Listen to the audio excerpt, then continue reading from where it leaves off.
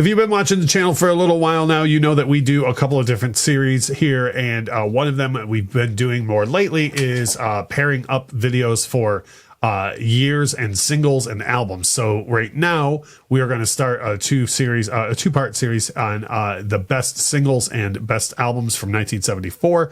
And actually, I shouldn't even say best, just some ones that we love, some of our favorites. So I am going to share with you today 5 great singles from 1974. And then the next video in the series will be Lauren sharing 5 great albums from that year.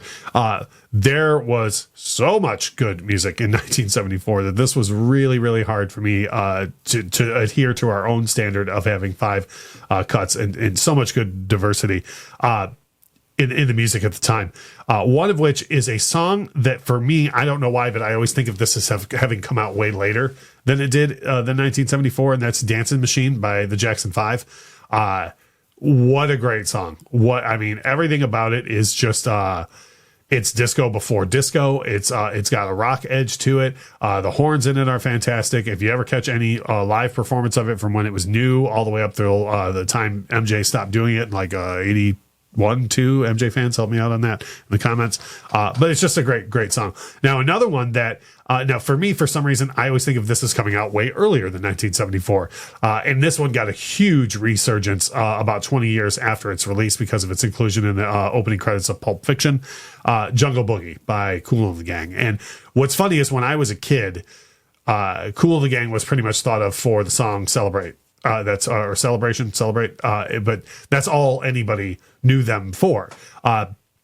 And then going forward, I really didn't know much else. And so it was because of Pulp Fiction that I was like, wow, there's so much more than just that one song to this band. So that was a great one for me.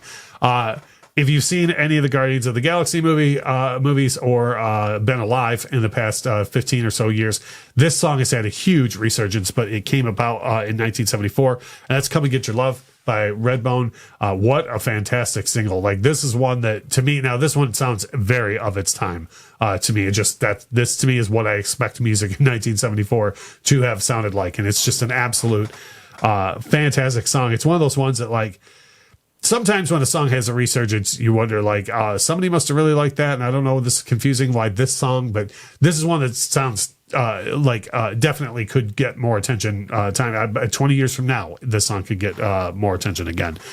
The last two are two of my favorite voices in the history of music, and really just so completely different from each other, but I love both songs for completely different reasons.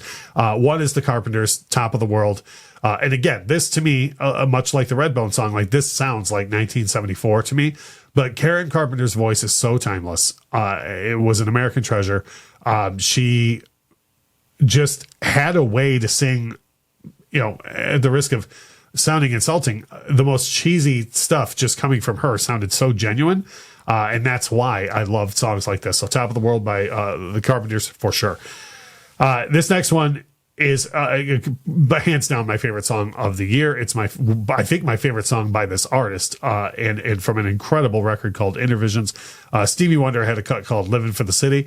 And we're talking about the singles. So if you do get the 7-inch single or you listen to a radio edit of this song, you're getting the gist of it. But if you listen to the version that's on the actual album, Intervisions, it's a little bit longer. To me, there's a little bit more feeling in it because of the music that's being played extra. So, but this is one of those songs that I'm split on because I really wish that we looked at this song and said, oh, do you remember when things used to be that way? And it's everything is absolutely still accurate in this song.